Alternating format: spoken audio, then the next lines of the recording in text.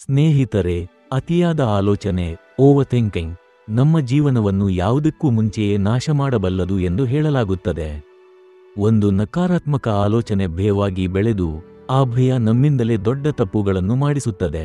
ಈ ಕಥೆ ನಿಮಗೆ ಅತಿಯಾದ ಆಲೋಚನೆ ಎಷ್ಟು ಅಪಾಯಕಾರಿಯಾಗಿದೆ ಎಂಬುದನ್ನು ತೋರಿಸುತ್ತದೆ ಮತ್ತು ನಮ್ಮದೇ ಮನಸ್ಸು ಹೇಗೆ ನಮ್ಮ ವಿರುದ್ಧ ಕೆಲಸ ಮಾಡುತ್ತದೆ ಎಂಬುದನ್ನು ತೋರಿಸುತ್ತದೆ. ಆದ್ದರಿಂದ ಈ ವಿಡಿಯೋವನ್ನು ಕೊನೆಯವರೆಗೂ ನೋಡಿ, ಏಕೆಂದರೆ ನೀವು ಒಂದು ಕ್ಷಣವೂ ತಪ್ಪಿಸಿದರೆ ನಿಮ್ಮ ಚಿಂತನೆಯ ರೀತಿಯನ್ನು ಬದಲಾಯಿಸಬಹುದಾದ ಪಾಠವನ್ನು ಕಳೆದುಕೊಳ್ಳಬಹುದು. ಒಂದು ರಾತ್ರಿ ಒಬ್ಬ ರಾಜನಿಗೆ ಒಂದು ವಿಚಿತ್ರ ಮತ್ತು ಭಯಾನಕ ಕನಸು ಬಂತು. ಕನಸಿನಲ್ಲಿ ಅವನು ತನ್ನ ಮುಂದೆ ಒಂದು ಕತ್ತಲೆ ನೆರಳನ್ನು ಕಂಡನು. ಆ ದೃಶ್ಯವನ್ನು ಕಂಡು ಅವನ ಹೃದಯ ತಡಕಾಡಿತು. ಅವನು ಕಂಪಿಸುತ್ತಾ ಕೇಳಿದನು, ನೀನು ಯಾರು ಮತ್ತು ನನಗೆ ಏಕೆ ಬಂದೆ?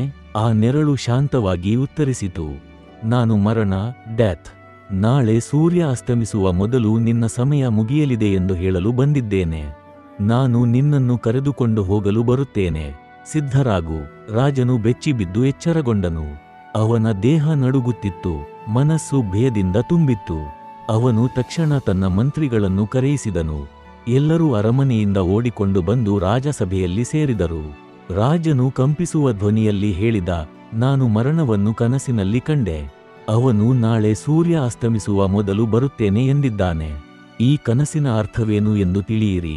ಎಲ್ಲ ಜ್ಞಾನಿಗಳನ್ನು ಮತ್ತು ಕನಸುಗಳ ವ್ಯಾಖ್ಯಾತಾರರನ್ನು ಕರೆತರಿ. ಶೀಘ್ರದಲ್ಲೇ ಅನೇಕರಾದ ಜ್ಞಾನಿಗಳು, ಜ್ಯೋತಿಷಿಗಳು ಮತ್ತು ಕನಸುಗಳ ಓದುಗರು ಅರಮನೆಯಲ್ಲಿ ತುಂಬಿದರು. ಅವರು ತಮ್ಮ ಪ್ರಾಚೀನ ಪುಸ್ತಕಗಳನ್ನು ತೆಗೆದುಕೊಂಡು ಪರಸ್ಪರ ಚರ್ಚೆ ಆರಂಭಿಸಿದರು. ಒಬ್ಬನು ಹೇಳಿದ, ಇದು ಎಚ್ಚರಿಕೆ ಕನಸು. ಮತ್ತೊಬ್ಬನು ಹೇಳಿದ, ಮರಣ ಎಂದಿಗೂ ಕನಸಿನಲ್ಲಿ ಕಾಣುವುದಿಲ್ಲ. ಮೂರನೆಯವನು ಕೂಗಿದ, ಇದು ಕೇವಲ ಭಯಾನಕ ಕನಸು, ಭಯಪಡಬೇಕಾಗಿಲ್ಲ.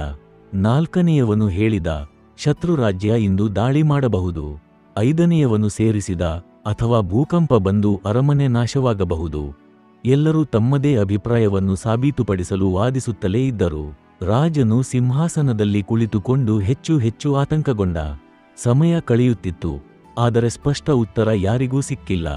ಆಗ ರಾಜನಿಗೆ ಅನೇಕ ವರ್ಷಗಳಿಂದ ಸೇವೆ ಮಾಡಿದ ವೃದ್ಧನು ನಿಧಾನವಾಗಿ ಮುಂದೆ ಬಂದು ರಾಜನ ಕಿವಿಯಲ್ಲಿ ಹೇಳಿದರು, ಮಹಾರಾಜ, ಈ ಜನರ ಮಾತು ಕೇಳಿ ಸಮಯ ವ್ಯರ್ಥ ಮಾಡಬೇಡಿ. ಅವರು ಸೂರ್ಯಾಸ್ತದವರೆಗೂ ವಾದಿಸುತ್ತಲೇ ಇರುತ್ತಾರೆ. ನಿಜವಾಗಿ ಮರಣವೇ ನಿನ್ನನ್ನು ಎಚ್ಚರಿಸಿದ್ದರೆ ಸಮಯ ಕಳೆದು ಹೋಗುತ್ತದೆ. ತಕ್ಷಣವೇ ನಿನ್ನ ಅತ್ಯಂತ ವೇಗವಾದ ಕುದುರೆಯನ್ನು ತೆಗೆದುಕೊಂಡು ಅರಮನೆಯಿಂದ ದೂರ ಓಡಿ ಹೋಗಿ. ಸೂರ್ಯಾಸ್ತದ ಮೊದಲು ಎಷ್ಟು ದೂರ ಹೋಗಬಹುದೋ ಅಷ್ಟು ದೂರ ಹೋಗಿ. ಅಲ್ಲಿ ನಿನ್ನ ಜೀವ ಉಳಿಯಬಹುದು. ರಾಜನು ಯೋಚಿಸಿದ, ಇದು ಒಳ್ಳೆಯ ಸಲಹೆಯೇನೋ. ಶತ್ರು ದಾಳಿ ಅಥವಾ ಭೂಕಂಪವಾದರೂ ದೂರ ಹೋಗಿದ್ದರೆ ಸುರಕ್ಷಿತವಾಗಿರಬಹುದು. ಹೀಗೆಂದು ಅವನು ತಕ್ಷಣ ತನ್ನ ವೇಗದ ಕುದುರೆಯನ್ನು ತರಿಸಲು ಆದೇಶಿಸಿದನು. ಕ್ಷಣಗಳಲ್ಲಿ ಕುದುರೆಯ ಮೇಲೆ ಹತ್ತಿ ಅರಮನೆಯ ಬಾಗಿಲು ದಾಟಿದನು. ಕಾಡುಗಳು, ಮೈದಾನಗಳು, ಬೆಟ್ಟಗಳು ಎಲ್ಲವನ್ನೂ ದಾಟುತ್ತಾ ಅವನು ಅತಿವೇಗವಾಗಿ ಓಡಿದ. ಅವನ ಸೈನಿಕರು ಹಿಂದೆ ಬಿದ್ದರು. ಅವನು ನಿಂತಿಲ್ಲದೆ ದಿನಪೂರ್ತಿ ಸವಾರಿ ಮಾಡುತ್ತಿದ್ದ. ಮಧ್ಯಾಹ್ನದ ವೇಳೆಗೆ ನದಿಗಳನ್ನು, ಮರಳು ಪ್ರದೇಶಗಳನ್ನು ದಾಟಿದ್ದ. ಕುದುರೆ ದಣಿದರೂ ರಾಜನು ನಿಲ್ಲದೆ ಮುಂದುವರಿದ.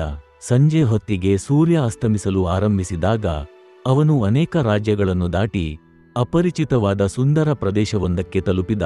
ಪರ್ವತಗಳಿಂದ ಸುತ್ತುವರಿದ, ನದಿಗಳಿಂದ ಅಲಂಕರಿಸಲ್ಪಟ್ಟ ಪ್ರದೇಶ.